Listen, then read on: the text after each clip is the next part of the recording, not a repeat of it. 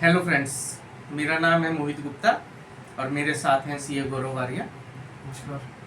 आज इस वीडियो में हम डिस्कस करेंगे कि जीएसटीएडी मतलब जीएसटी ट्रिब्यूनल के अंदर अपील कैसे फाइल करनी है, क्या क्या चीज़ों का आपको ध्यान रखना है। इसके बाद एक सेकंड वीडियो हम बनाएंगे जिसमें हम डिस्कस करेंगे कि ट्रिब्यूनल के सामने आपको कैसे रिप्रेजेंट करना है, कैसे आपको स्टेटमेंट ऑफ फैक्ट्स बनाने हैं, कैसे ग्राउंड्स ऑफ अपील बनाने हैं। तो लेकिन आज की वीडियो में हम प्रोसीजरल चीज़ें डिस्कस करेंगे, क्योंकि जो first cut off date GST tribunal के लिए बनी है वो बनी है 30 जून 2026। जितने भी हिस्टोरिकल ऑर्डर्स हैं और जो भी side either the tax payer side और डिपार्टमेंट साइड उनको ट्रिब्यूनल में ले जाना चाहती है, और जो भी ऑर्डर्स बिफोर 31 मार्च 2026 से पहले के हैं उन सब के लिए historically single date cut off date आ गई है, which is 30 June 2026 and today we are on 15 May. तो रफली आपके पास 45 डेज हैं अगर ट्रिब्यूनल में आप अप्रोच करना चाहते हैं, either you are department side or you are tax payer side. तो आज हम डिस्कस करेंगे कि आप कब ट्रिब्यूनल में जा सकते हैं और फॉर्म आपको कैसे फिल करना है, किस तरीके से आपको प्रोसीड करना है। गौरव जी आपको गाइड करेंगे कि टैक्स पेयर को कैसे डिपार्टमेंट ट्रिब्यूनल में अपील फाइल करनी है, और मैं कोशिश करूंगा कि डिपार्टमेंट जो अपील फाइल करता है उसके बारे में आपको बताऊं, और फिर क्रॉस ऑब्जेक्शंस जो टैक्स पेयर उस केस में फाइल करेगा।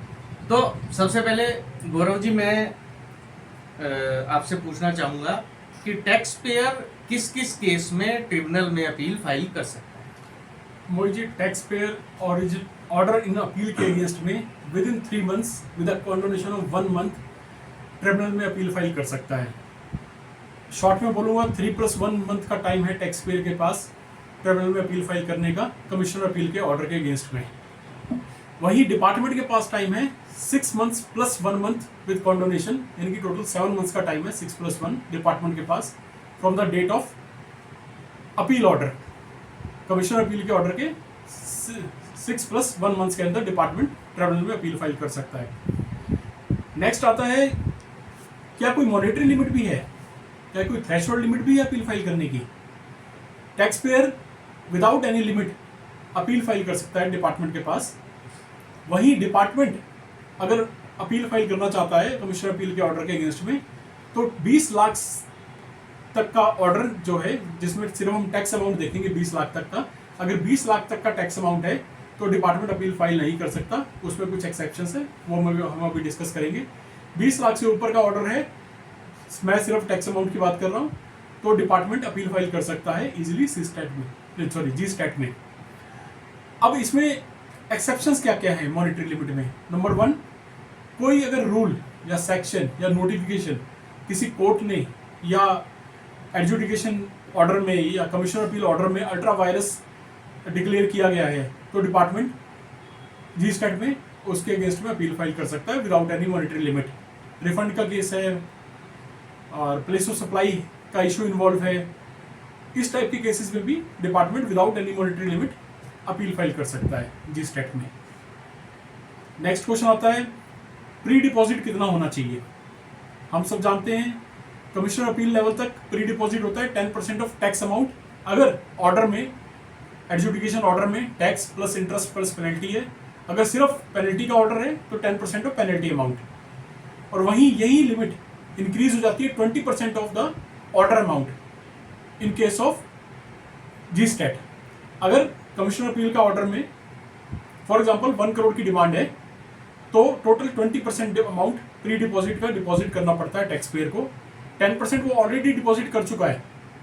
For example order as it is confirm हुआ है, एडजुडिकेशन का ऑर्डर भी 1 करोड़ का था, कमिश्नर अपील का ऑर्डर भी 1 करोड़ का है, और अब जी स्टैट जाना चाहता है टैक्स पेयर। 1 करोड़ पे जो 10% पहले डिपॉजिट कर चुका है, अब एक एडिशनल अमाउंट उसको 10% का और डिपॉजिट करना है for moving to ji stat.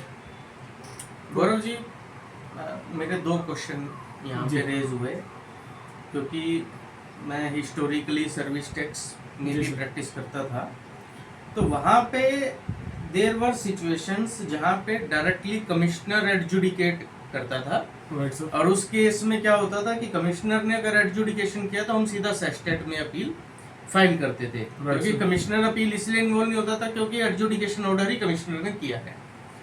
GST में हमने देखा है कि there are no situations because now that power has been delegated to additional commissioner or joint commissioner. Right.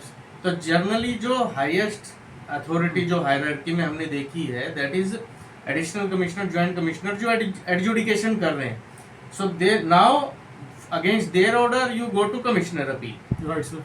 और कमिश्नर अपील में भी इन्होंने दो हायरार्की बना रखी है। एक one is the commissioner rank officer, second is the additional commissioner, joint commissioner rank officer. तो अगर deputy commissioner, assistant commissioner, superintendent का ऑर्डर है तो जाता है वो ज्वाइंट कमिश्नर या एडिशनल कमिश्नर के पास। Right sir. और अगर एडिशनल कमिश्नर, ज्वाइंट कमिश्नर का एडजुडिकेशन ऑर्डर है तो वो जाता है कमिश्नर सीजीएसटी के पास इन फर्स्ट अपील। और फर्स्ट अपील के ऑर्डर के बाद डिसीजन लिया जाता है इधर the department side or tax payer side or even both, they both can go to the GSTAT. There can be a possibility, जो आपने सिचुएशन ली हम उसी को आगे अप्रिशिएट करते हुए चलते हैं कि ओरिजिनल एडजुडिकेशन ऑर्डर पास हुआ जिसके अंदर 1 करोड़ रुपए की टैक्स की demand plus interest plus penalty 74 का ऑर्डर था जी। और टैक्स पेयर कमिश्नर अपील पे गया, कमिश्नर अपील ने उस ऑर्डर को रिड्यूस करके 50 लाख कर दिया। 50 लाख का tax plus interest plus penalty. Now इस केस में दो क्वेश्चन मेरे पास आपके लिए आते हैं, पहला प्री डिपॉजिट के रिगार्डिंग और दूसरा ड्यूल अपील के रिगार्डिंग। अब सिंस कमिश्नर अपील ने डिमांड रिड्यूस की एडजुडिकेशन ऑर्डर में, तो टैक्स पेयर और डिपार्टमेंट दोनों उसके अगेंस्ट अपील में जा सकते हैं। ऑब्वियसली मतलब दो अपील फाइल होंगी, definitely may be heard jointly हो, क्लब हो जाएंगी। सेकेंडली अब प्री डिपॉजिट पे आ जाते हैं कि एडजुडिकेशन के टाइम पे 1 करोड़ का टैक्स की डिमांड थी, इंटरेस्ट पेनल्टी था, तो एज पर लॉ मैंने 10 लाख रुपए का प्री डिपॉजिट कर दिया। अब कमिश्नर अपील के ने उस डिमांड को घटा के 50 लाख कर दिया। अब मैं उस 50 लाख के अगेंस्ट ट्रिब्यूनल में जा रहा हूं, तो मेरा जो प्री डिपॉजिट है वो 50 लाख का 20% या 1 करोड़ का 20%? बिल्कुल वैलिड क्वेश्चन है और ये बहुत सारे लोगों की क्वेरीज भी हैं। तो इसमें टैक्स पेयर्स को हमेशा ये देखना है, जो प्री डिपॉजिट होता है वो हमेशा ऑर्डर के अगेंस्ट में होता है। एडजुडिकेशन ऑर्डर के अगेंस्ट में अगर आप अपील फाइल करना चाहते हैं तो 10% of pre deposit of tax amount, अगर वो पेनल्टी का ऑर्डर है सिर्फ जिसमें टैक्स इन्वॉल्व नहीं तो 10% ऑफ पेनल्टी अमाउंट। और वही अगर यही order as it is pass होता है या रिड्यूस भी होता है तो हमें 20% अमाउंट देखना है ऑर्डर इन अपील का। मैं मेंशन फिर से करना चाहूंगा, 20% अमाउंट देखना है हमें ऑर्डर इन अपील का। ऑर्डर इन अपील कितने का पास हुआ है, अगर डिमांड ड्रॉप हो गई है तो हमें ड्रॉप्ड अमाउंट, यानी कि जो order in appeal for example 1 crore से मोदी जी ने बताया 50 लाख का हुआ है, तो 50 लाख का 20% इंस्टेड ऑफ 1 CR का। तो इस केस में, मोहित जी वाले केस में अगर हम देखेंगे 1 करोड़ का 10%, 10 लाख रुपीज ऑलरेडी डिपॉजिट हो चुका है। अब 50 लाख का 20%, 10 लाख रुपीज वो अप्रोप्रिएट हो जाएगा जो ऑलरेडी अमाउंट डिपॉजिटेड है, कोई भी एडिशनल सम की रिक्वायरमेंट नहीं है। वहीं अगर इसी केस में ऑर्डर होता 70 लाख का, तब हमारे को कंप्यूट करना 70 लाख का 20% जो बनता है 14 लाख, 4 लाख रुपए का एडिशनल अमाउंट हमारे को डिपॉजिट करना पड़ता प्री डिपॉजिट का। तो मोहित जी, अब जब मैं प्रैक्टिकल एस्पेक्ट्स डिस्कस करूंगा तो मैं बताऊंगा ये प्री डिपॉजिट कैसे, जो फॉर्म है अपील फाइल करने का जी स्टैट में, वो उसको कैसे अप्रोप्रिएट करता है, कैसे पिक करता है। मोहित जी की सेकंड क्वेरी थी, अगर departmental appeal on the same issue, departmental appeal भी है, टैक्स पेयर अपील भी है, क्या दोनों अपील फाइल हो सकती है? यस, दोनों अपील फाइल हो सकती है। इस केस में पार्शियल डिमांड ड्रॉप हुई है, वो पार्शियल डिमांड कंफर्म हुई है, टैक्स पेयर एग्रीड है, टैक्स पेयर सेटिस्फाई नहीं है ऑर्डर से, टैक्स पेयर अपील में जा सकता है। वहां पर डिपार्टमेंट भी सेटिस्फाई नहीं है, डिपार्टमेंट की रिव्यू ब्रांच ने डिसाइड कर लिया कि हम पार्शियल जो रिजेक्ट ड्रॉप हुई है डिमांड, हम उसके अगेंस्ट में अपील में जाएंगे। तो यहाँ पर सेम ऑर्डर के अगेंस्ट में दो अपील्स हो सकती हैं, टैक्स पेयर के थ्रू भी और कमीशन डिपार्टमेंट के थ्रू भी। चलिए गौरव जी, एक और क्वेश्चन जो मेरे दिमाग में आता है वो क्या आता है कि क्योंकि हम दिल्ली में बैठ के ये बात कर रहे हैं और दिल्ली में प्रैक्टिस कर रहे हैं, तो दिल्ली में मेजरली 2 डिपार्टमेंट है, एक स्टेट डिपार्टमेंट, एक central department. Right sir. State department absolute electronic mode में काम करता है। उनके सारे नोटिस, सारे ऑर्डर जीएसटी पोर्टल पे अपलोड होते हैं और आप सबमिशन भी मेजरली वहीं देते हैं। तो वहाँ पे ऑफलाइन कम्युनिकेशन का मैकेनिज्म उन लोगों ने बहुत लिमिटेड रखा हुआ है। अदरवाइज सारे नोटिस DRC 1 से लेकर DRC 7 तक सब आपके ऑनलाइन है। तो उस केस में डेट ऑफ कम्युनिकेशन बड़ी सिंपल है, जिस डेट में आपका ऑनलाइन अपलोड हुआ वो डेट जो है ना आपकी डेट ऑफ कम्युनिकेशन होगी, चाहे वो नोटिस हो चाहे वो ऑर्डर हो। अब आप आ जाओ सेंट्रल के केस में। सेंट्रल के केस में हो क्या रहा है कि department 3 mode of communication use कर रहा है। पहले फिजिकल ऑर्डर्स वो भेज देते हैं, दूसरा ईमेल पे सर्विस कर देते हैं, और तीसरा ऑनलाइन DRC 7 निकालते हैं, या फिर कमिश्नर अपील के केस में APL 4 निकालते हैं।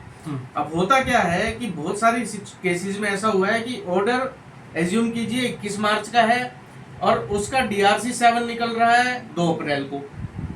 ओके। कमिश्नर अपील का ऑर्डर 23 मार्च का है, APL 4 निकल रहा है 5 अप्रैल को। तो इस केस में date of communication of order, क्योंकि आपकी अपील फाइल होनी है 3+1 में, आइदर विद कमिश्नर अपील और विद GSTAT। अभी हम GSTAT की बात कर रहे हैं तो GSTAT का आप सिचुएशन लेके चलिए कि APL 4 की जो वेबसाइट कम्युनिकेशन डेट है वो, या फिर अगर डिपार्टमेंट ने अपील आपको ईमेल पे भेज दिया है तो ईमेल जिस डेट पे रिसीव हुई वो, या फिर फिजिकल मोड से भेजा और वो फिजिकल मोड का आपको रिसीव ही नहीं हुआ बिकॉज ऑफ XYZ रीजन। मैं एग्जिस्ट करता हूँ, मैं ये कह नहीं रहा कि मैं एग्जिस्ट नहीं करता। तो डेट ऑफ कम्युनिकेशन से 3 मंथ्स काउंट होने हैं, तो वो डेट ऑफ कम्युनिकेशन हम प्राइमरी कौन सी लेके चलें, क्योंकि देयर आर सिचुएशन जहाँ APL 4 के अंदर APL 4 की डेट अलग है और ऑर्डर की डेट अलग आ रही है। तो हाउ टू कैलकुलेट दिस 3+1? अभी तो हमारे पास ब्लैंकेट सिचुएशन है कि 30 जून तक फाइल कर दो आप पुराने ऑर्डर्स की, but going forward this will come into picture.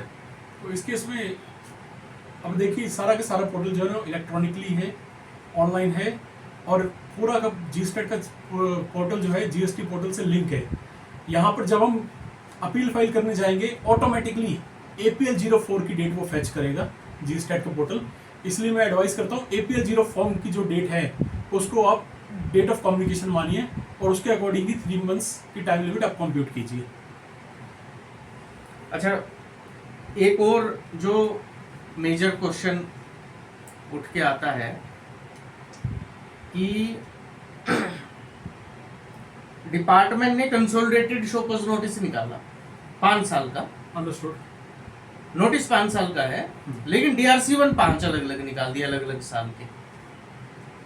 आपने जवाब दिया, डिपार्टमेंट ने कंसोलिडेटेड ऑर्डर इन ओरिजिनल निकाल दिया, लेकिन DRC 7 5 निकाल दिए।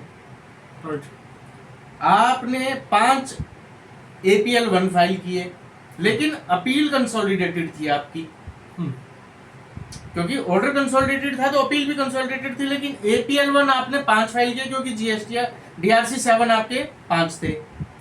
कमिश्नर अपील ने भी क्या करा, कंसोलिडेटेड ऑर्डर इन अपील निकाल दिया, लेकिन APL 4 जो है वो 5 निकाले। अब APL DRC 7 5 थे तो APL 1 भी 5 थे, APL 1 5 थे तो APL 4 भी 5 थे, लेकिन पांचों के साथ सिंगल ऑर्डर लगा हुआ है, कंसोलिडेटेड ऑर्डर। अब इस केस में अब मुझे GSTAT के पास जाना है, तो अब मैं जो APL 5 फाइल करूंगा वो 1 फाइल करूंगा या 5 फाइल करूंगा? ये बहुत ही बेहतरीन क्वेश्चन है और ये बहुत सारे टैक्स पेयर्स का एक पेन भी है, तो इसके बारे में मैं क्लैरिफाई करना चाहूँगा। GSTAT की जो भी अपील फाइल होगी वो APL 04 के अगेंस्ट में होगी। APL 04 जो ऑर्डर है जो अपलोड हुआ है पोर्टल के ऊपर, GST पोर्टल के ऊपर, उसके अगेंस्ट में अपील जाएगी। इसके अगेंस्ट में फॉर एग्जांपल मल्टीपल ईयर्स का एक कंसोलिडेटेड ऑर्डर है, लेकिन APL 0 फॉर्म सबके अलग अलग हैं, तो 5 अपील्स अलग अलग फाइल होंगी। फॉर एग्जांपल ये 5 साल का एक साल ऑर्डर निकाला है कंसोलिडेटेड ऑर्डर, लेकिन APL 0 फॉर्म 5 साल का अलग अलग है, तो 5 अपील्स ही फाइल होंगी, सिंगल अपील फाइल नहीं होगी। तो इस चीज़ का हमें बहुत ही ज़्यादा ध्यान रखना पड़ेगा। तो मतलब उसकी एडमिनिस्ट्रेटिव एक्सरसाइज 5 टाइम्स होगी और प्लस फीस भी 5 बार when you are paying the court fees. तो वो क्योंकि अभी कमिश्नर अपील तक तो क्या है कि प्री डिपॉजिट है, कोर्ट फीस नहीं है। राइट। बट जी स्टेट में तो आपको कोर्ट फीस देनी है विच इज मिनिमम 5,000 मैक्सिमम 25,000। तो जीएसटी लॉ भी इवॉल्विंग है, थोड़े से पेन्स हैं जो हमें इनिशियल स्टेज में थोड़े से लगेंगे, लेकिन धीरे धीरे चीज़ें वैसे देखा जाए तो ये 5 शोकॉज नोटिस अलग होने चाहिए थे, 5 ईयर्स के ऑर्डर्स भी अलग होने चाहिए थे। सिर्फ एक कंसोलिडेटेड ऑर्डर निकालने से हम एस्केप नहीं कर सकते कि हमें अपील भी एक ही फाइल करनी है। ठीक है, मैं इसकी लीगैलिटी में नहीं जाता, but procedurally we have to file the 5 appeals because APL 0 form के अगेंस्ट अपील फाइल करनी है। इसी में रिवर्स सिचुएशन भी है गौरव जी। रिवर्स सिचुएशन क्या है कि आपका शोकॉज 5 सालों का है, लेकिन DRC 1 एक ही निकाला, राइट, सिंगल ईयर का। फिर DRC 1 एक है तो DRC 7 भी एक है, लेकिन ऑर्डर 5 सालों का है। सिंस DRC 7 एक है तो आपका APL 1 भी एक है। हाँ जी, लेकिन उसके अंदर जो ग्राउंड्स है वो 5 सालों के हैं।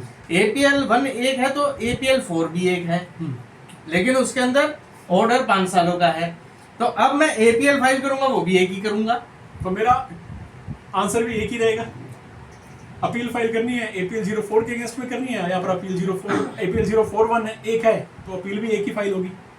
अच्छा, एक क्वेश्चन जो आता है कि कोई टैक्स पेयर है वो कहता है कि भाई साहब मैं तो किसी CA और एडवोकेट को नहीं रखना चाहता ट्रिब्यूनल में, मैं तो खुद मैटर आर्ग्यू करना चाहता हूँ। तो क्या ये फ्लेक्सिबिलिटी है उसके पास कि वो बिना किसी AR के अपना केस खुद आर्ग्यू कर सके? कॉन्स्टिट्यूशन हमें कहता है प्रोवाइड कि एक पर्सन अपना केस खुद लड़ सकता है, तो यहाँ भी पर्सन अपना केस खुद लड़ सकता है despite you have to follow the decorum. Yes, obviously. जब ममता बनर्जी अपना केस खुद लड़ सकती है, कॉमन मैन के लिए फैसिलिटी क्यों नहीं है? अब गौरव जी, एक जो पॉइंट मैंने नोट किया कि क्योंकि मैं सेस्टेट में भी मैंने बहुत अपील्स फाइल की हैं, ITAT में भी बहुत फाइल्स की हैं, और अब जी स्टेट में हमने ठीक ठाक सी अपील्स फाइल कर ली हैं। मैं एक चीज़ बता सकता हूँ कि जो जी स्टेट का इन्होंने स्ट्रक्चर डिज़ाइन किया है, that is a very modern structure with very good electronic interface. हम ITAT में हाइब्रिड अपील्स फाइल करते हैं, आप ऑनलाइन भी कर सकते हो, ऑफलाइन भी कर सकते हो। और जब आप बेंच पे अपीयर होते हो तो आप फिजिकल पेपर बुक सबमिट करते हो और एडिशनल डॉक्यूमेंट इवन आप बेंच को डायरेक्टली दे भी सकते हो। सेस्टेट में भी आप सेस्टेट में तो ऑफलाइन अपील ही फाइल करते हो, आपको वर्चुअल हियरिंग जरूर मिलती है, लेकिन आपकी सारी पेपर बुक्स फिजिकल जाती है। जी स्टेट में व्हाट डिपार्टमेंट हाउ गवर्नमेंट और have structured the G state कि इन्होंने तो फॉर्म को इतना कंप्रीहेंसिव रखा है कि जो काम रजिस्ट्री को करना चाहिए वो काम वो टैक्स पेयर से करवा रहे हैं, और उसकी वजह से फॉर्म बड़ा कंप्रीहेंसिव हो गया है, पहली चीज। दूसरा, they are asking everything self certified in good quality scanned copies, और रूल्स बोलते हैं कि आपको फिजिकल सबमिट पेपर बुक देने की जरूरत नहीं है until unless bench required it. So that means description is there, bench मांग भी सकती है, नहीं भी मांग सकती पेपर बुक। आपने ऑनलाइन सारे डॉक्यूमेंट्स अच्छी क्वालिटी में with properly paging and with index and everything आपने जो है ना फाइल करने हैं, और इलेक्ट्रॉनिक फाइल करने हैं, वेबसाइट पे ही फाइल करने हैं। रजिस्ट्री में वो चला जाएगा, स्क्रूटनी होगा, कुछ डिफेक्ट लगेंगे तो आपको डिफेक्ट रिमूव करने हैं, और उसके बाद वो मैटर लिस्ट हो जाएगा। जितनी भी जी स्टेट्स की कोर्ट्स बनी है सब की सब हाइब्रिड मोड में बनी है।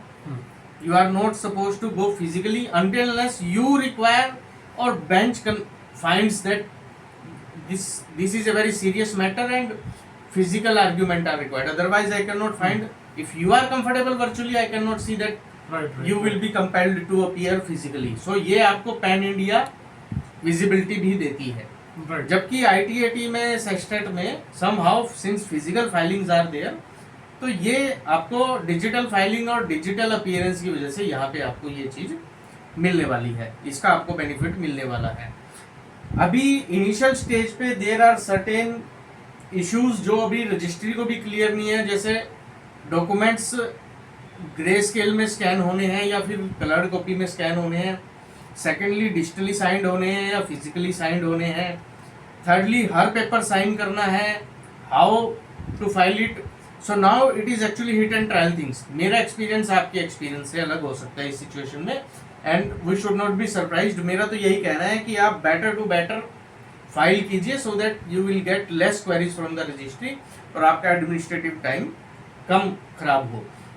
मैं इसमें यही बात एक ऐड ऑन करना चाहूँगा, रजिस्ट्री बहुत ही कोऑपरेटिव है।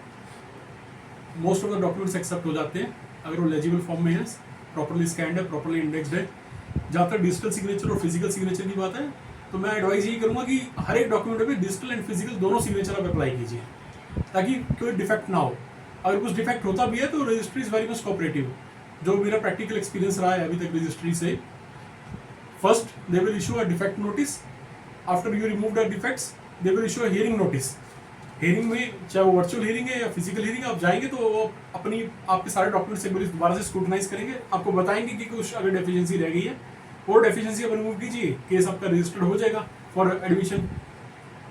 तो मुझे मोहित जी जो बात कह रहे थे, तो अभी जब हम APL 05 फॉर्म पे आएंगे तो उसमें हम डिटेल में डिस्कस करेंगे कि क्या क्या पॉइंट्स हमें कैसे कैसे करने चाहिए और क्या क्या डॉक्यूमेंटेशन हमें मेंटेन अपलोड करनी चाहिए। उससे बहुत अच्छी हमें क्लैरिटी आ जाएगी और केसेस इजीली हम फाइल कर सकते हैं विदाउट एनी डिफेक्ट्स। तो APL 5 पे ही आ जाइए गौरव जी, फिर APL 5 के बारे में डिस्कस करते हैं। उससे पहले एक बात ये ऐड ऑन करना चाहूँगा, एक हमें कोर्ट फीस भी पे करनी होती है। कोर्ट फीस मिनिमम है 5,000 और मैक्सिमम 25,000 और विद इन और 1,000 पर लैक्स कोर्ट फीस हमें पे करनी होती है of the tax demand. For example एक ऑर्डर पास हुआ, ऑर्डर इन अपील पास हुआ जिसमें 5 करोड़ की डिमांड है टैक्स की, प्लस 2 करोड़ का इंटरेस्ट है और 2 करोड़ की पेनल्टी है।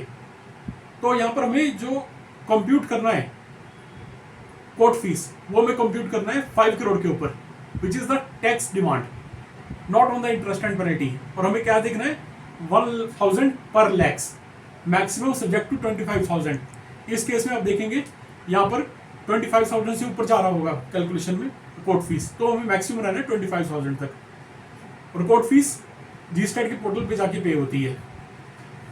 तो अब हम फॉर्म डिस्कस करते हैं APL 05 फॉर्म। गौरव जी जो आप ये कह रहे हो, मैं इसी की तो बात कर रहा था कि ITAT सेस्टेट में 500 से 10,000 तक कोर्ट फीस जाती थी। 500 वाज द मिनिमम। यहाँ पे क्या हो गया 5,000 से 25,000 the court fee has been increased drastically. Secondly जो मैंने आपको 5 DRC 7 और 5 APL 4 की सिचुएशन बताई, आपके वाले एग्जांपल की बात करते हैं। अगर सिंगल ऑर्डर है 5 करोड़ का तो कोर्ट फीस कितनी बनी 25,000 रुपए। मेरे 5 DRC 7 हो गए, ऑर्डर कंसोलिडेटेड है लेकिन DRC 7 5 होने की वजह से 1 करोड़ के, अब मेरी कोर्ट फीस होगी 1.25 लाख रुपए। So what is happening? My court fees is being increased despite it's a single matter. Why? Because department has proceeded consolidatedly but filed separate orders and appeal orders on the administrative part. So that have increased, and that is where the taxpayer is getting affected, and that is there they are getting suffered. 2-3 things I want to mention over there. First, GST law is the evolving law. धीरे धीरे चीज़ें improve हो रही हैं, धीरे धीरे चीज़ें सुधर रही हैं। नंबर 2, G-Stat का वर्किंग स्टाइल टोटल हाइब्रिड और टोटल हाइब्रिड भी है और ऑनलाइन भी है। हमें कोई भी डॉक्यूमेंट्स फिजिकल सबमिट नहीं करना है, हेयरिंग हम इंडिया के किसी भी पार्ट से ले सकते हैं। तो वहाँ पर कॉस्टिंग तो इन्वॉल्व होती है, अगर कोई चीज़ अच्छी मिलती है तो उसके लिए कॉस्ट भी थोड़ी सी इन्वॉल्व होती है। ये जो फीस इंक्रीज हुई है कोर्ट फीस की, जैसे मोहित जी बता रहे हैं, in comparison of other tribunals, income tax tribunal and all की फीस थोड़ी सी ज़्यादा है। ठीक है, ये इनिशियल स्टेज है, थोड़ा सा पिंच कर रही है, मे बी फ्यूचर में रैशनलाइज हो। लेकिन सबसे बड़ा अच्छी बात ये है कि सब एवरीथिंग इज इलेक्ट्रॉनिक, और प्लस रजिस्ट्री भी पूरी इलेक्ट्रॉनिक है। और रजिस्ट्री पूरी जो मेरा पास्ट एक्सपीरियंस बोलता है, मेरा एक्सपीरियंस कहता है रजिस्ट्री बहुत कोऑपरेटिव है। अगर आपके सारे डॉक्यूमेंट्स इन ऑर्डर हैं, प्रॉपरली सबमिटेड हैं, तो कोई डिफेक्ट भी नहीं आता, इजीली केस एडमिट हो जाता है for the admission. Mohit ji, अब APL 05 फॉर्म डिस्कस कर लेते हैं। प्लीज स्टार्ट कीजिए। APL 05 फॉर्म में 21 सीरियल नंबर है और इसमें से बहुत सारी इंफॉर्मेशन है ऑटोमेटिकली फैच होती है, जिसमें हम बात करते हैं एडजुडिकेशन ऑर्डर की। एडजुडिकेशन ऑर्डर है, कमिश्नर अपील का ऑर्डर है, कम्युनिकेशन डेट्स है, ये ऑटोमेटिकली फैच होती है इन्फो APL 05 फॉर्म में। GST पोर्टल से फैच करता है, प्री डिपॉजिट की डिटेल्स भी ऑटोमेटिकली फैच करता है। जैसे ही आपने उसके अंदर डाला कि against which order you are filing the appeal, pre deposit की डिटेल्स ऑटोमेटिकली डिमांड आईडी से फैच हो जाती है GST पोर्टल से। तो वहां पर हमारे को बहुत सारी चीजें जो मैनुअली नहीं डालनी, जो मैनुअल हमें फिगर्स वहां पर टाइप कर मैनुअल जो हमें टाइप करना है वो हमें डालना है grounds of appeal. Grounds of appeal में भले ही आपने ग्राउंड्स ऑफ अपील और स्टेटमेंट ऑफ फैक्ट्स अलग से पूरा एक बुकलेट बनाया हुआ है, लेकिन हमें फिर भी पेपर APL 05 फॉर्म में ये नहीं लिखना एज पर समरी अटैच्ड, हमें एक समरी वहां पर भी डालनी है कि फॉर एग्जांपल हमारे grounds of appeal 10 grounds of appeal है, हमें दो लाइन का एक समरी वहां पर डालनी है। गौरव जी सीरियल वाइज चलते हैं। आप GST पोर्टल पे गए, एक बार अपनी बात, अच्छा चलिए प्लीज मैं सीरियल वाइज चलते हैं सो दैट कि कोरिलेट भी करते हुए चलिए। GST पोर्टल पे लॉगिन बनाया टैक्स पेयर ने अपना, जब लॉगिन बनाया तो परमानेंट इंफॉर्मेशन तो टैक्स पेयर की सेव होगी। तो जब हम APL 5 फाइल करते हैं लॉगिन के अंदर से, तो सबसे पहले GSTN वो तो प्री फिल हो गया, नेम ऑफ द अपीलेंट वो भी फिल हो गया, एड्रेस भी आ गया उसका, जो भी GST पोर्टल पे एड्रेस है वो उसका आ गया। फिर रिस्पोंडेंट की बात कर लेते हैं कि रिस्पोंडेंट कौन होगा। भाई हमने जितने भी ट्रिब्यूनल्स में अपीयर हुए हैं, जनरली ओरिजिनल एडजुडिकेटिंग अथॉरिटी जो है वही रिस्पोंडेंट होती है। बहुत सारे लोग क्या गलती करते हैं कि कमिश्नर अपील को रिस्पोंडेंट बना देते हैं, जबकि ऐसा नहीं है। हमेशा ओरिजिनल एडजुडिकेटिंग अथॉरिटी ही रिस्पोंडेंट रहती है केस के अंदर, चाहे आप इवन सुप्रीम कोर्ट तक चले जाएं। तो टैक्स पेयर वर्सेस रिस्पोंडेंट में one of the respondent is original adjudicating authority, then other respondents can be there. लेकिन GST ट्रिब्यूनल रूल्स ये कहते हैं कि रिस्पोंडेंट में one of the main respondent will be commissioner, concerned commissioner. और by default GST portal क्या करता है कि आप जैसे ही APL 1 या APL 4 का रेफरेंस नंबर डालते हैं तो वो ऑटोमेटिकली उस केस की डिटेल जो फैच करता है, तो रिस्पोंडेंट के कॉलम में वो उस ऑर्डर के अगेंस्ट जो जुडिशनल कमिश्नर है उसको पिक कर लेता है।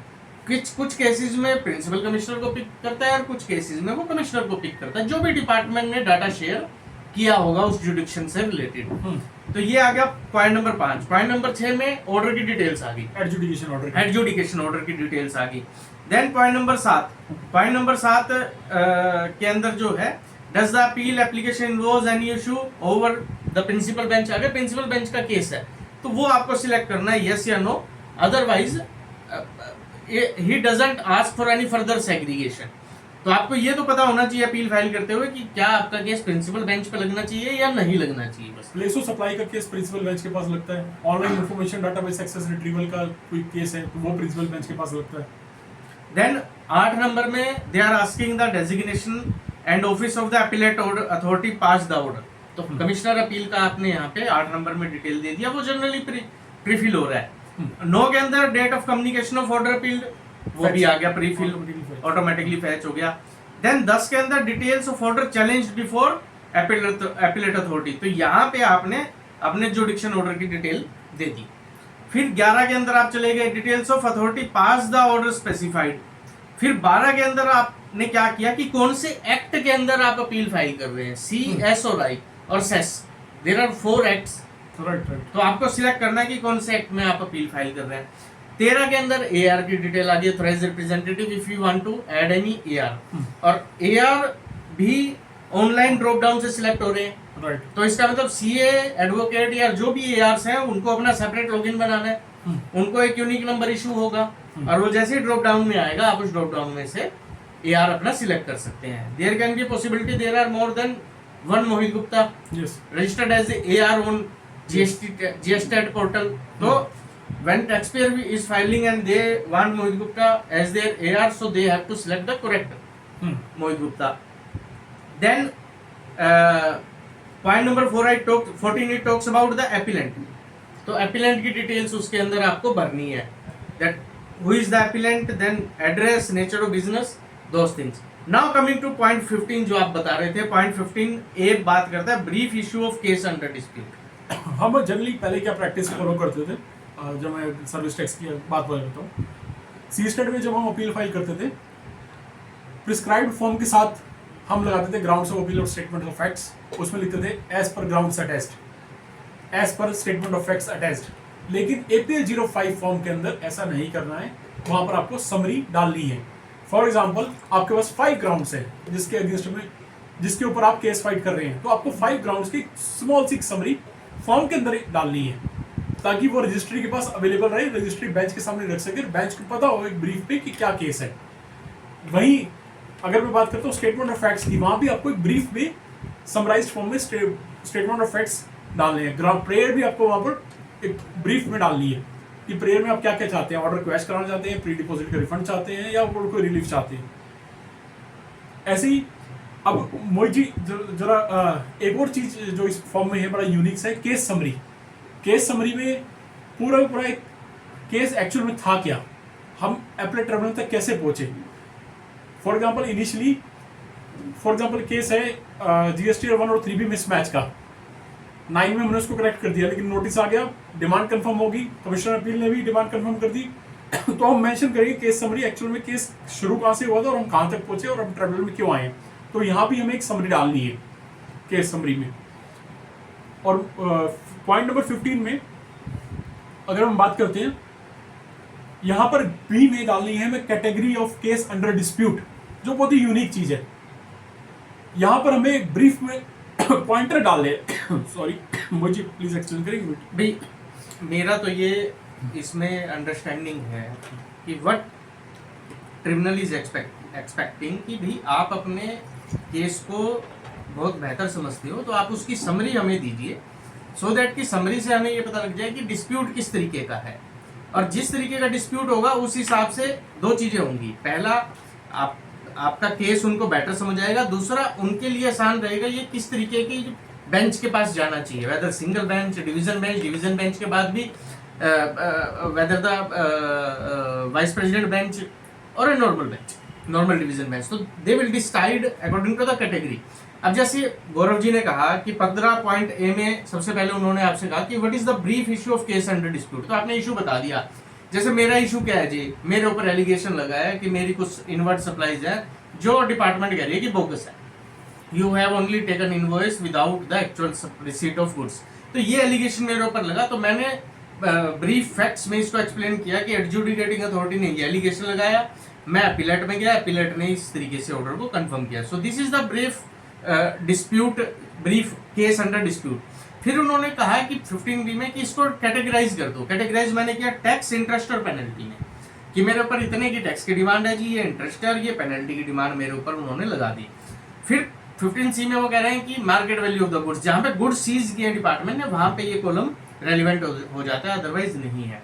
फिर 16 में केस समरी। केस समरी में सबसे पहले issue related to what, drop down आता है, आप बताते हो कि किस चीज का रिलेटेड इशू है। जैसे मैं कह रहा हूं कि मेरा शॉर्ट और नॉन पेमेंट ऑफ टैक्स है, कि भाई मैंने शॉर्ट पेमेंट ऑफ टैक्स कर रखी है, तो उस केस में मेरे को एक्सप्लेन करना है कि किस तरीके से केस का पूरा फ्लो चला है। अगर कमिश्नर अपील ने आपको पार्शियल रिलीफ दिया तो वो भी आपको बताएंगे कि एडजुडिकेशन ने शोकोज के अंदर 200 रुपए का एलिगेशन लगाया, ऑर्डर में 150 रुपए कंफर्म किया और कमिश्नर अपील ने उसको 100 रुपए पे रिस्ट्रिक्ट कर दिया। तो ये मैं पूरा फ्लो अपना दूंगा। फिर उसके बाद नेक्स्ट कॉलम में वो पूछते हैं कि as determined by appellate authority, की फर्स्ट अपीलेट अथॉरिटी ने आपके डिस्प्यूट में क्या आपको सोल्यूशन दिया, क्या डिटरमाइन किया। उसके बाद what was your stand before the tribunal, कि ट्रिब्यूनल के सामने आपका स्टैंड क्या है। और फिर व्हाट आर यू डिक्लेयरिंग और claiming in the present appeal, कि अब इस प्रेजेंट अपील में आप क्या डिक्लेयर कर रहे हैं, आप क्या क्लेम कर रहे हैं। फिर नेक्स्ट उसी देयर कैन बी पॉसिबिलिटी एक अपील में एक से ज्यादा इश्यूज हो, जरूरी नहीं है एक ही इशू हो सकता है 5 इशू हो। तो हर इशू के बारे में आप इसी तरीके के 3 हायरार्की बनाएंगे। सबसे पहला as per the order of adjudicating authority, as determined by appellate authority, first appellate authority, then as per stand of appellate before tribunal and then as declared oblique claimed by the present appeal. ये आपने यहाँ पे 16 number में explain कर दिया। फिर 17 number में वो आपसे पूछता है स्टेटमेंट ऑफ फैक्ट्स, कि what are your statement of facts. वहां पे आपने थोड़ा ब्रीफ स्टेटमेंट ऑफ फैक्ट्स अपने देने हैं। 18 में वो आपसे ब्रीफ ग्राउंड्स ऑफ अपील पूछता है और 19 में वो आपसे ब्रीफ प्रेयर पूछता है। कि what is your prayer. Then 20 number column के अंदर आपकी पूरी टेबल आ जाती है किस चीज की, क्वांटिफिकेशन की। What is the demand created, what is the demand admitted, what is the demand disputed. CSI और सेस इन चारों के अंदर बाइफरकेट हो जाता है। फिर उसमें टैक्स विद CSI और सेस में tax, interest, penalty, fees, others, इन कॉलम्स के अंदर सारा बाइफरकेशन हो जाता है कि what is the amount determined, amount admitted and then amount disputed. Then उसके बाद 21 नंबर के अंदर आ जाता है प्री डिपॉजिट। प्री डिपॉजिट में जैसा गौरव जी ने बताया कि 20% का प्री डिपॉजिट होना चाहिए ट्रिब्यूनल के सामने, which is maximum ceiling as 20 crore. Maximum ceiling is 20 crore. तो आपका ये कॉलम 20 आपको भरना है, 21 डिपार्टमेंट कैलकुलेट कर देगा डिस्प्यूटेड के बेसिस पे, और फिर फैच भी कर लेगा पोर्टल से कि भाई साहब आपने वहां पे भर दिया है नहीं भर दिया है। अगर आपने भर दिया वेरी गुड, नहीं भरा तो देयर कैन बी सिचुएशन की वो एरर दिखाएगा आपको। और देयर कैन बी पॉसिबिलिटी, अगर आपने DRC 3 से भर रखा है तो फिर डिमांड आईडी के अगेंस्ट उसको सेट ऑफ करो। आपको DRC 3 से 3A और फिर 3A से डिमांड को उसको सेट ऑफ करना है। देन उसके बाद जब आपका प्री डिपॉजिट क्लियर हो जाता है तो उसके बाद डिपार्टमेंट की वेबसाइट यहां तक फैच करती है कि जब आपने प्री डिपॉजिट भरा तो आपका रेफरेंस नंबर क्या है GST के पोर्टल पे, रिस्पेक्टिव डेबिट एंट्री नंबर आपका क्या है, और मल्टीपल डेबिट एंट्री नंबर है तो वो उनको भी सबको जो है फैच कर लेता है। देन उसके बाद आपका इंटरेस्ट, पेनल्टी और लेट फीस क्या पेबल है उसके और क्या पेड है उसके बारे में क्वांटिफिकेशन आती है। और अगर आपने कुछ भर रखा है तो वो भी डिपार्टमेंट डेबिट एंट्री नंबर से रिफ्लेक्ट कर देता है। फिर उसके बाद आप कोर्ट फीस पे करते हैं और फिर वेरिफिकेशन करते हैं। वेरिफिकेशन करते हुए जो बंदा वेरीफाई कर रहा है, जिसका नाम आ रहा है, उसके आधार OTP से भी आप वेरीफाई कर सकते हैं और डिजिटल सिग्नेचर के साथ भी आप फॉर्म वेरीफाई कर सकते हैं। जब आपने APL फाइल भर दिया, उसको प्रिंट कीजिए, उसको फिजिकली साइन कीजिए, उसको अपलोड कीजिए, और उसको जब आप सबमिट करते हैं तो APL 02A which is the filing acknowledgement वो आपकी जनरेट हो जाती है, और उसके बाद वो रजिस्ट्री में स्क्रूटनी पे चला जाता है। उसके बाद गौरव जी बताएंगे कि स्क्रूटनी में फिर क्या होता है। इसके बारे में मैं एक बोलना चाहूँगा, जैसे ही APL 05 फॉर्म ऑफ फाइल करेंगे, अगर कोई डिफेक्ट आता है तो पहले डिफेक्ट नोटिस आएगा। APL 02A तब इशू नहीं होगा, पहले डिफेक्ट नोटिस आएगा। After removal of defects APL 02A issue होगा, एक्नॉलेजमेंट इशू होगा। 2A तो फाइलिंग का हो गया गौरव जी, 2B हो गया एक्सेप्टेंस का, तो 2A तो फाइल करते ही इशू हो गया, राइट, स्क्रूटनी में चला गया, और डिफेक्ट रिमूव हो गया तो उसके बाद 2B इशू हो गया। तो फाइनल एक्नॉलेजमेंट इशू होगी जब सारे डिफेक्ट रिमूव हो जाएंगे, और फिर वो हियरिंग के लिए लग जाएगा, फिर वो एडमिशन के लिए लगेगा, एडमिशन के लिए लगेगा, और अगर एडमिट हो गई तो फिर नोटिस होगा, फिर नोटिस हो जाएगा पार्टी को, डिपार्टमेंट को क्रॉस ऑब्जेक्शन के लिए। क्रॉस ऑब्जेक्शन के लिए। तो यहाँ पर अगर मैं फॉर्म्स की बात करता हूँ, सबसे पहले APL 05 फॉर्म फाइल करेंगे, फिर APL 02A में प्रोविजनल एक्नॉलेजमेंट, APL 02B में फाइनल एक्नॉलेजमेंट, उसके बाद क्रॉस ऑब्जेक्शन फाइल करने के लिए अब डिपार्टमेंट की साइड पे आ जाते हैं। अब आपने अपील फाइल कर दी, आपकी रजिस्ट्री से पास हो गई और ट्रिब्यूनल में आपका मैटर लग गया। साथ में ना इससे पहले एक चीज हम अभी भी ऐड ऑन मिस कर गए, डॉक्यूमेंट्स क्या क्या अपलोड होंगे। डॉक्यूमेंट्स ये तो सबसे इम्पोर्टेंट नेक्स्ट पर्सन है गौरव जी कि भाई साहब डॉक्यूमेंट क्या क्या लगाने हैं। शो कॉज नोटिस अपलोड करना है। पहले तो ये बताओ कि बाय डिफॉल्ट कोई document by default order in appeal by default आएगा। Order in appeal by default, जैसे हम कमिश्नर अपील करते हैं तो OIO बाय डिफॉल्ट आ जाता है, order in original by default आएगा। Order in appeal, order in appeal आपका बाय डिफॉल्ट आ गया। APL 0 फॉर्म बाय डिफॉल्ट आएगा। APL 04 बाय डिफॉल्ट आएगा। वो तो ऑर्डर इन अपील ही हो गया। अब लगाने क्या क्या है, शो कॉज नोटिस साथ में लगाना है। शो कॉज नोटिस तो स्टार्टिंग से हायरार्की स्टार्ट करते हैं, रिवर्स से हायरार्की, रिवर्स से स्टार्ट करते हैं हायरार्की। मैं रैंडमली बताना चाहता हूँ क्या क्या लगाना है। मेरे हिसाब से हायरार्की से चलेंगे ना तो ज्यादा अच्छा रहेगा भाई, रिवर्स हायरार्की से चलते हैं। ठीक है। ऑर्डर इन अपील आपके पास आ गया। राइट। ऑर्डर इन अपील कब आता है, जब मैं अपील फाइल करता हूँ तो मैंने APL 1 along with statement of facts, grounds of appeals and annexes ये सब कुछ जमा करवाने हैं। फिर उसके रिवर्स में मेरे पास क्या होता है, order in original, right order in original से पहले मेरे पास क्या होता है, reply to show cause notice, right फिर उससे पहले क्या होता है, शो कॉज नोटिस। इसके साथ वकालतनामा, अगर काउंसिल आपने एंगेज किया है तो पावर ऑफ अटॉर्नी वकालतनामा आपने लगा दिया। एडिशनल एविडेंस, अगर आप कमिश्नर जी स्टैट की स्टेज पे कुछ एडिशनल एविडेंस देना चाहते हैं तो एडिशनल एविडेंस आप लगाएंगे। कोर्ट फीस तो ऑटोमेटिकली पे हो जाएगी, कोर्ट फीस पे हो जाएगी, आपने लगाने उसका कोई डॉक्यूमेंटेशन नहीं लगाना, कोई डॉक्यूमेंट नहीं लगाना। और प्री डिपॉजिट भी ऑटोमेटिकली फैच हो गया, ऑटोमेटिकली फेच होगा, कोई डॉक्यूमेंटेशन रिक्वायरमेंट नहीं है। Without court fees and without pre deposit APL 05 form move ही नहीं होगा, मूव ही नहीं होगा।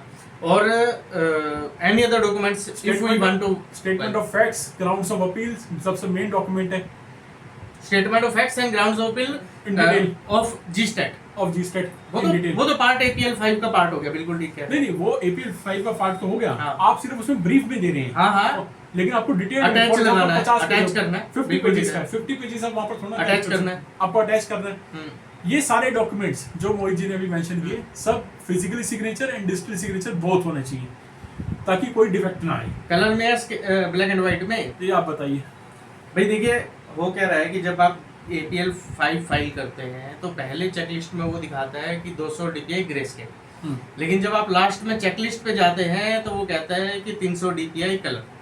तो मेरा ये एक्सपीरियंस है कि आपको कलर में स्कैन करने हैं सारे डॉक्यूमेंट्स, 300 DPI में आप स्कैन कीजिए, आपको बहुत अच्छा साइज, मतलब अभी जो पोर्टल पे साइज की लिमिट है वो बहुत अच्छी है, 10 MB 20 MB, कुछ केसेस में 10, कुछ में 20 MB है, और 100 पेजेस की पर अटैचमेंट लिमिट है।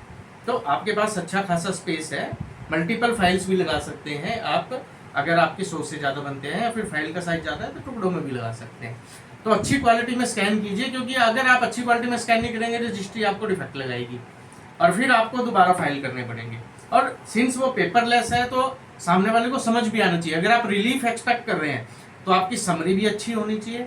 मैं तो यहाँ तक भी ये कहता हूँ कि list of dates and events भी लगाइए, सो दैट कि क्रोनोलॉजिकली आप बहुत अच्छे से एक्सप्लेन कर सके। List of dates and events भी लगाइए साथ में, अच्छी क्वालिटी में स्कैन कीजिए डॉक्यूमेंट्स को, साइन कीजिए प्रॉपर्ली, ऑथेंटिकेट, सेल्फ सर्टिफाइड है, जो अपीलेंट है वो सेल्फ सर्टिफाइड करता है, सेल्फ सर्टिफाइड है, डिजिटल सिग्नेचर, फिजिकल सिग्नेचर से आप कीजिए और आप फाइल कर दीजिए। पहले डिफेक्ट से आपको आइडिया लग जाएगा, अगर आप प्रोफेशनल है, कि किस तरीके के डिफेक्ट आ रहे हैं, और आगे फ्यूचर में आप उस चीज़ का प्रिकॉशन ले सकते हैं।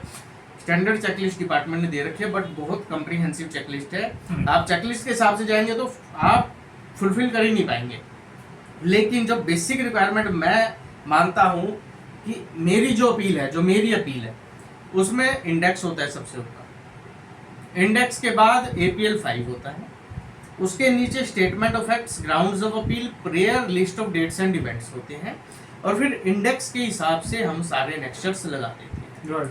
मेरा जो है ना ये कहना है कि वो आपकी पेपर बुक तैयार होगी, उन सब पे पेज नंबर डल गया, इंडेक्स पे पेज नंबर आ गया, और फिर आप रिस्पेक्टिव अटैचमेंट में उनको लगा दो। जब रजिस्ट्री देखेगी तो वो पेज नंबर, आप जब आर्ग्यू करेंगे तो next number, page number refer करके आपको भी आर्ग्यू करना इजी रहेगा, और बेंच को भी आपको अप्रिशिएट करना इजी रहेगा। तो अटैचमेंट की भी बात होगी गौरव जी।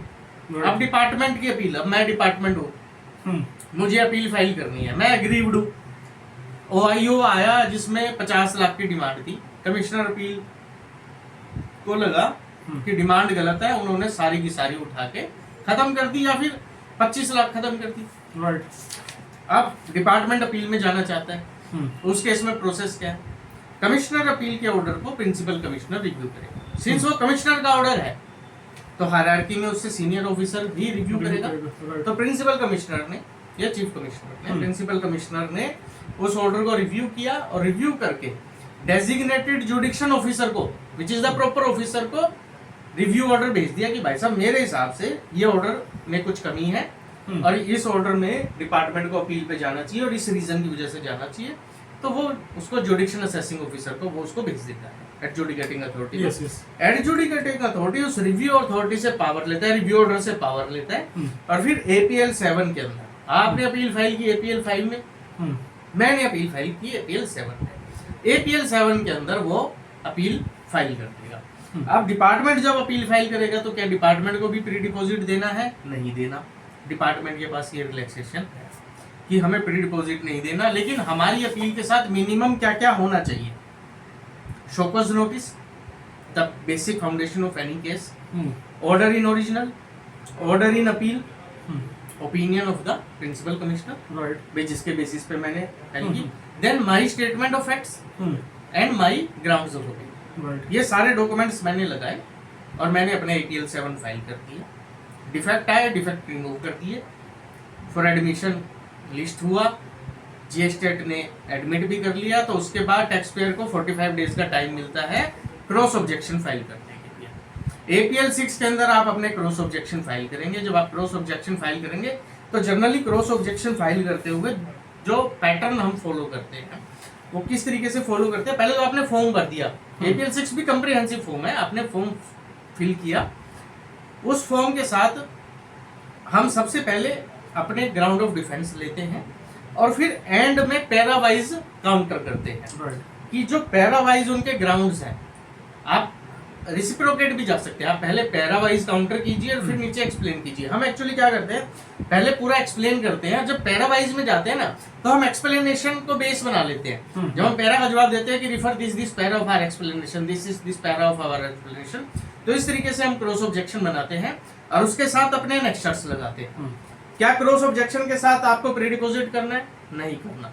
तो डिपार्टमेंट अपील के केस में ना डिपार्टमेंट को प्री डिपोजिट करना है ना टैक्स पेयर को प्री डिपोजिट करना। तो क्रॉस ऑब्जेक्शन मैंने फाइल कर दिया। अब उस क्रॉस ऑब्जेक्शन के ऊपर आता है रिजॉइंडर। भाई अब मेरे क्रॉस ऑब्जेक्शन के ऊपर भाई टैक्स पेयर की अपील हो या डिपार्टमेंट की अपील हो, क्रॉस ऑब्जेक्शन के ऊपर आता है रिजॉइंडर कि इनके इस क्रॉस ऑब्जेक्शन के ऊपर मेरा ये रिटन सबमिशन है और फिर उसके बाद ओरल आर्ग्यूमेंट्स स्टार्ट होते हैं। तो पहले प्लीडिंग्स होती है, जो रिटन में होता है उसको हम प्लीडिंग्स बोलते हैं कि पहले Right. प्लीडिंग्स हुई और फिर उसके बाद हो गए आर्ग्यूमेंट्स, और आर्ग्यूमेंट्स के बेसिस पे फिर उसके बाद ऑर्डर रिजर्व होता है और फिर ऑर्डर प्रोनाउंस होता है। तो इस तरीके से मेजरली पूरी प्रोसेस है GSTAT की। मेरे हिसाब से गौरव जी आज की वीडियो के लिए इतना सफिशिएंट है।